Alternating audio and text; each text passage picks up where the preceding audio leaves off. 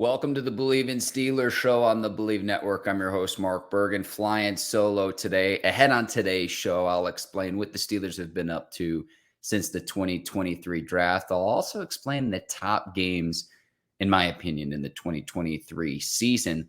But we start out with the news that Mason Rudolph is coming back as the team's third-string quarterback. At least that's expected. And this might come as news to other people that want the unknown for a new young quarterback. And you already have that in Kenny Pickett.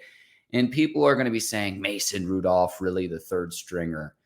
Really, this signals to me that there wasn't a whole lot of talent out there when it comes to the free agent market for a third stringer, an undrafted rookie, or perhaps a quarterback playing in, say, the XFL, the USFL. So they bring Mason Rudolph, who'll be back, be 28 this season, and he has starting experience. Is Mason Rudolph a starter in the NFL? No. Could he come in for a game and be a serviceable backup quarterback? I think the answer to that is yes. And so I want to bring in the perspective here for just a second of friend of the show, our guy, Dave Damashek. And Dave tweets out two possibilities with the re-signing of Mason Rudolph. Number one, he's not going to be a starter, and he's sticking around to become the number 2 quarterback if Mitch Trubisky leaves after the 2023 season. Remember, Trubisky only under contract for the 2023 season. Also, if a quarterback with a team, if a team that needs a quarterback later on, say in the preseason, their starter or their backup gets hurt, you can then deal Mitch Trubisky after June 1st and save yourself about $8 million, the salary that Trubisky would be owed, and still be in decent shape to say, hey, Mason Rudolph could then serve as the backup if you want to trade Mitch. So I'm curious to see what the terms are in terms of Rudolph's new deal with the team.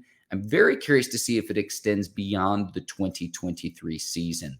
So you're going to have Kenny Pickett in year 2 on a rookie deal, will likely play out a 5-year rookie deal. Again, Trubisky only under contract through the upcoming season.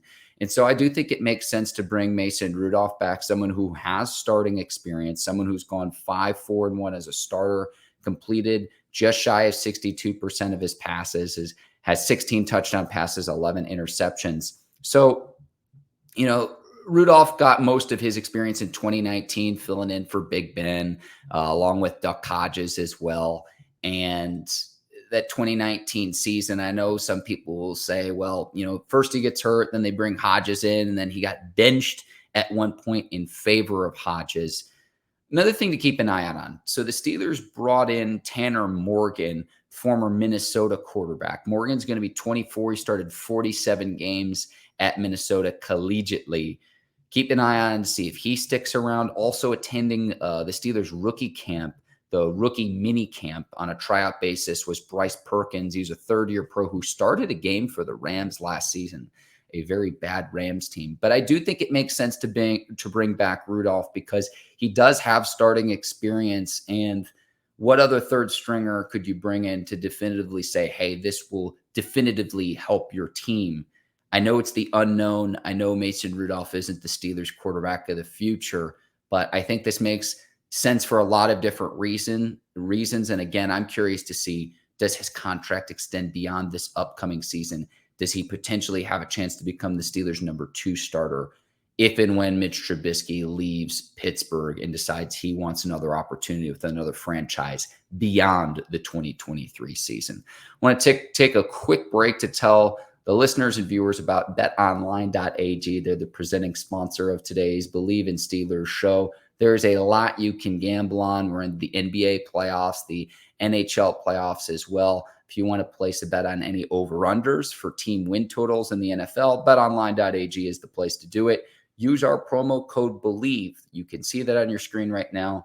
Promo code BLEAV to receive your 50% welcome bonus on your first deposit.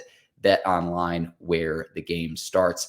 Steelers also meet with linebacker Kwon Alexander, someone who gained notoriety in this league, playing for the Tampa Bay Buccaneers early on in his career. Started 12 games last season for the New York Jets. He played in all 17 games for the team, and he made the Pro Bowl in 2017 with Tampa, with the Buccaneers. And so I was curious to get Ike's perspective on this, considering Larry Foote is the Buccaneers inside linebackers coach, and he's coached in Tampa for several years now. So I wanted to get Ike's perspective on this, but I think the Steelers are looking to fortify the front seven, and you're bringing in two new middle linebackers in Elandon Roberts and Cole Holcomb. So gone are Devin Bush, gone is Robert Spillane, and so forth, along with Miles Jack as well. So you're looking to fortify your front seven. Remember, last season you get Brian Flores as an assistant coach to help shore up that running game, the run defense. And because the year before, in 2021, the Steelers had the most sacks in the leagues, but they allowed the most rushing yards in the league.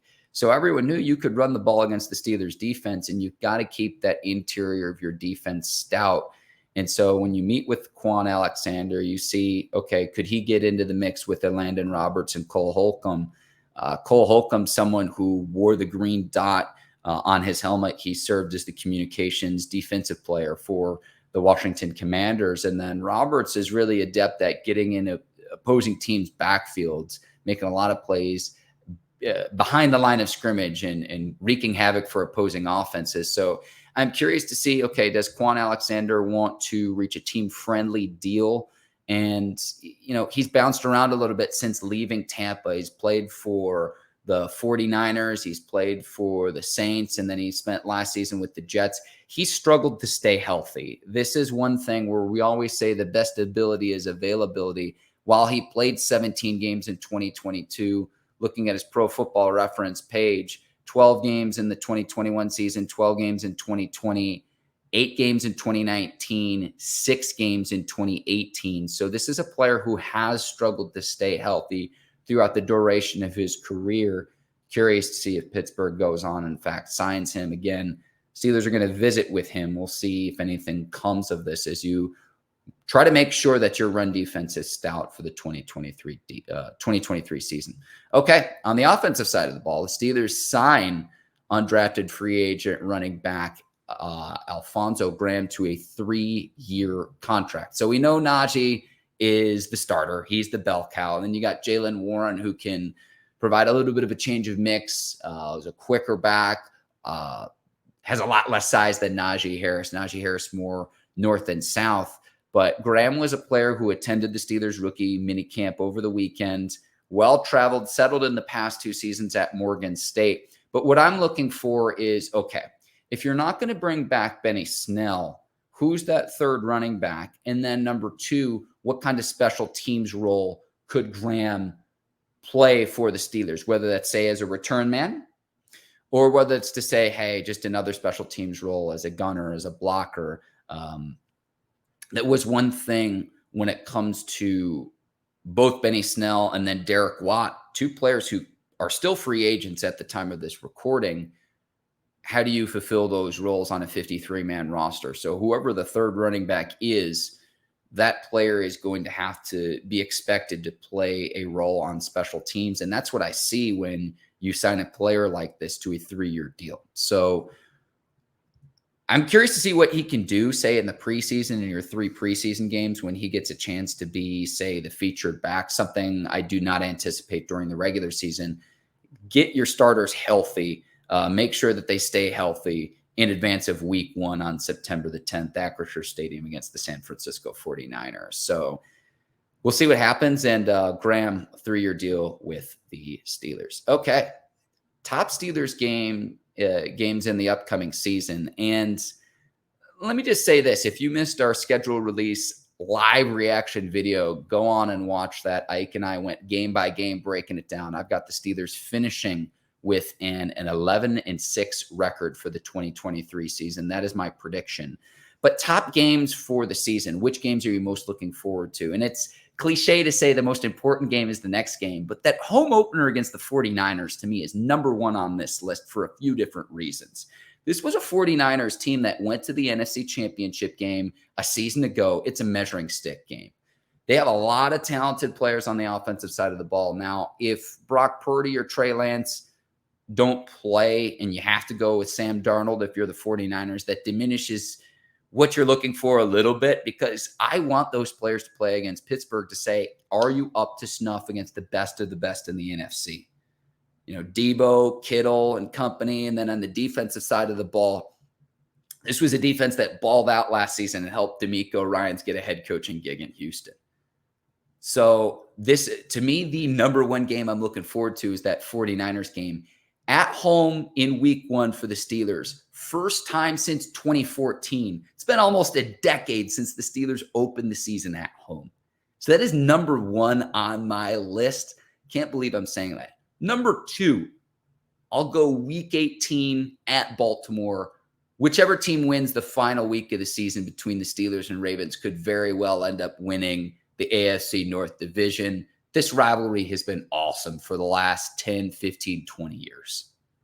So against Baltimore, if Lamar Jackson's still healthy at that point in the season, he's missed some time in the past few years, but he's got some new weapons too. And how do the Steelers, with the DBs, I look at, okay, here's who the Ravens got for Lamar this offseason. Zay Flowers in the first round of the NFL draft. You bring in OBJ.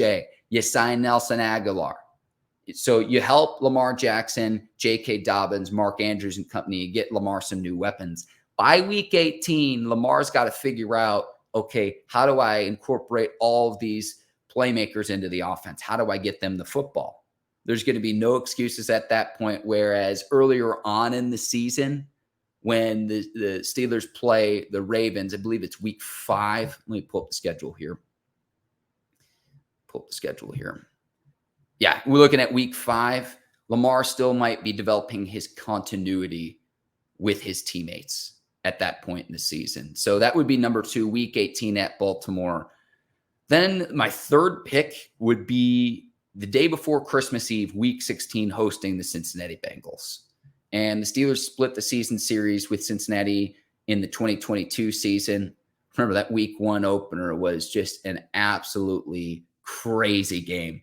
Minkah Fitzpatrick's wizardry on full display in that one. So that would be number 3, week 16, hosting Cincinnati.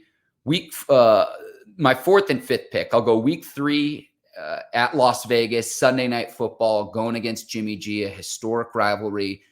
Do the Raiders get any redemption after last season's game when the Steelers won on the 50th anniversary of the Immaculate Reception? My 5th pick would be week 2, hosting the Browns on Monday Night Football again early on in the season.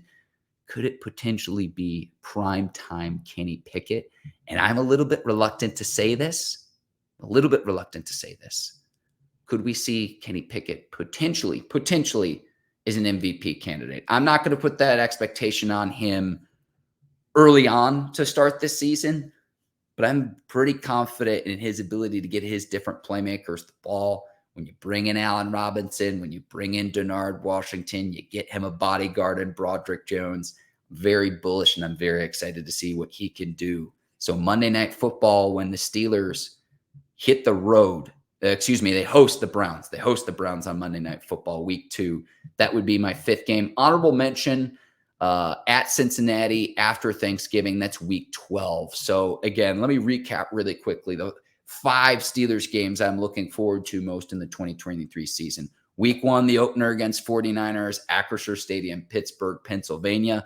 Week 2, or my second choice would be week 18 on the road against your arch rival, your bitter rival in the Baltimore Ravens. Third choice, week 16, day before Christmas Eve, hosting the Bengals. 4th, week 3, Sunday Night Football against the Raiders. And then 5th choice, week 2, hosting the Browns on Monday Night Football. I cannot wait. Last topic of today's show.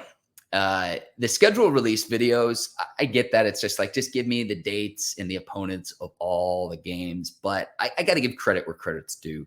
The Tennessee Titans schedule release video, going up and talking to people on Broadway and just showing them the team logos, absolutely hilarious. They did a tremendous job. And it's funny because they put out 2 schedule release videos, one pre-produced with Keith Urban and company. The one of people on the street trying to guess NFL team logos of the opponents of the Titans got 20 to 30 times more views. And it was probably done in one day and edited. Absolutely hilarious. Kudos to the Titans. Number 2, I'm going to go with the Jaguars, saying that the NFL is scripted and that there's writers was absolutely hilarious.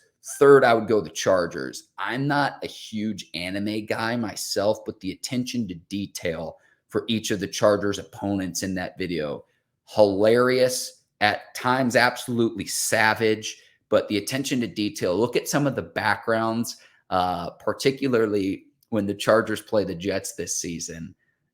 Kudos to the Chargers social media team. So to me, it's really Titans, Jaguars, Chargers, and everyone else.